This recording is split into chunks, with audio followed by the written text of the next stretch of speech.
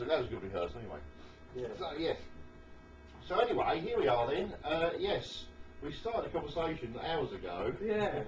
For the prospect of actually putting something on Facebook for cigarettes, you see, because we've just been down to buy some cigarettes, and the strange factor was, of course, we had to buy some cigarettes, and we bought the Windsor Blue Super Kings. Very cheap cigarettes, like. Not the cheapest though. Yeah. Scoot. The actual cheapest cigarettes, of course, are the Pall Malls, which are in fact only £5 It's not bad. It's not bad at all.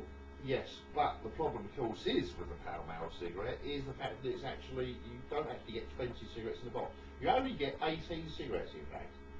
It's a bit bizarre, right? Well, it does cause a problem, of course, if you actually do want to go in and get more than one packet, because it does indeed mean that you need to be a mathematician, in fact, to work out how many is 2 times 18, or more, in fact, if you actually want to buy more than 2 packets.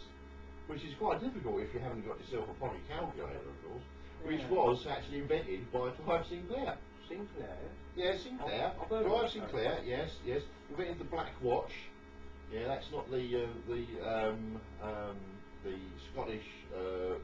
How many cigarettes have you had in the last 10 years ago? I'm still my first one. Got to say. Anyway, yes. So.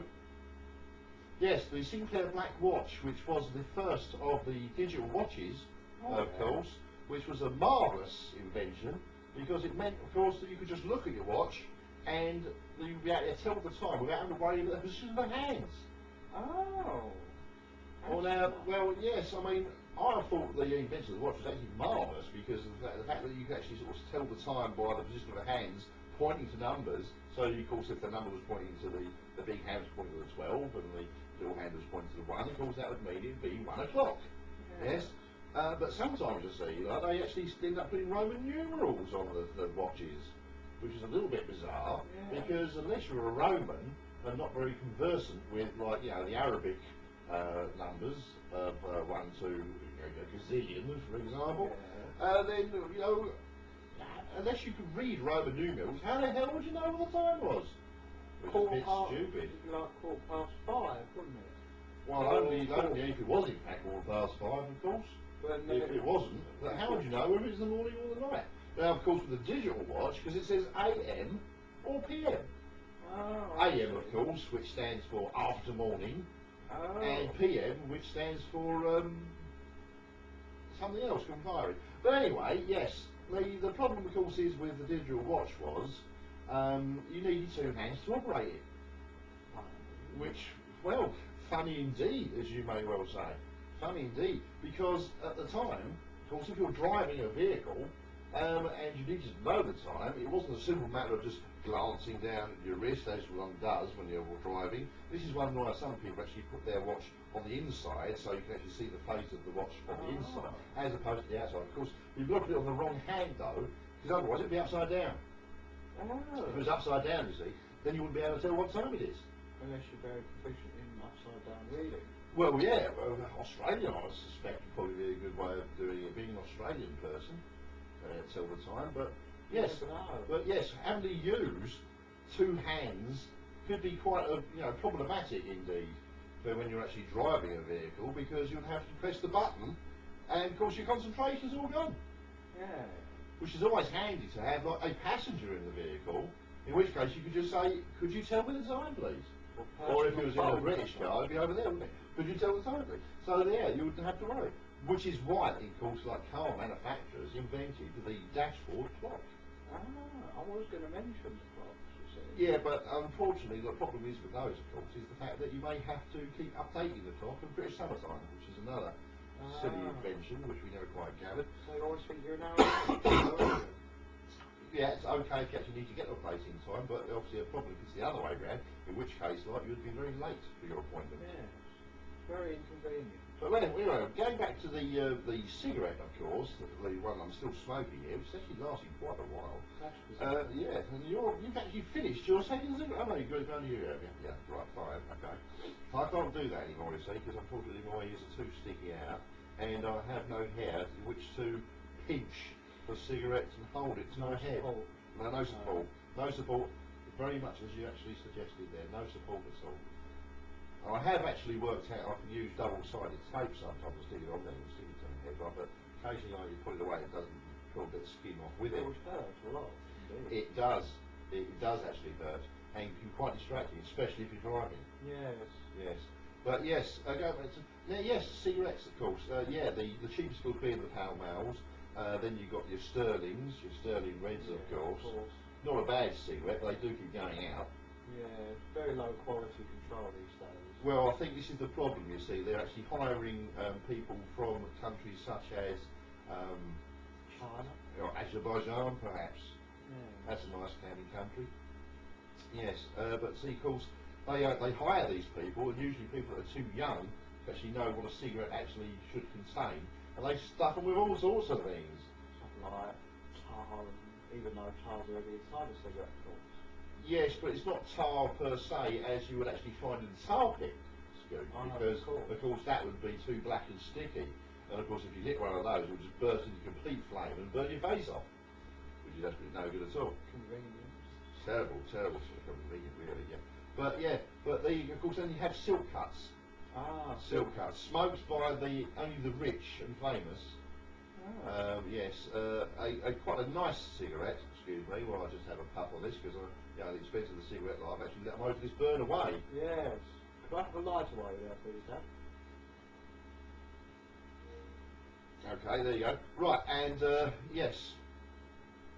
So yes, silk cut cigarettes, yeah, made originally by the Shah of Iran, who was a huge silk magnate. Yes, that does mean he was a very large person who attracted silk, of course. It meant he actually ran a company where, like, you had lots and lots of people making silk, and he employed over a bazillion, which is a very large number, a bazillion, yeah, bazillion amount of silkworms. How could you employ silkworms? I mean, do they accept currency? Well, no, of course it's food, you call it. They don't accept currency because they've got no pockets to put the money in, of course. They just make you like little trousers. Well, they could do that, yeah. Another form of money making. But a silkworm, a pair of trousers for a silkworm, of course, would involve just one leg, wouldn't it? Because they wouldn't need two legs because they're long and thin and only like... It's very convenient you place pockets around. Even though they have to retrieve them with their mouths. They wouldn't need pockets, of course, no. And that's a stupid idea. That's not going completely off the rails with this one. Yeah. So yes, yes, the silkworm. They employed them by feeding them very small insects. Very small insects? Very small insects. Like the silkworm, I don't know if you've seen the size of a silkworm, because they're minute. Tiny, tiny, tiny little beasties they are. Yeah, very small animals. That's in case what they ends up with we call them. But yes, very small animals. But they employed the silkworm, of course, to make the silk, which they made the cigarettes out of. But they did find, in fact, that it was very difficult to actually light a cigarette made of silk. Because silk is not a very burnable material. Not very combustible. Not very combustible at all. Of course, it wouldn't satisfy your nicotine addiction, of course. Well, absolutely not. That would, yes, indeed. That would be completely, contrary to what you would smoke a cigarette for in the first place, wouldn't it? Indeed. Stupid idea that would be. A stupid, bizarre idea.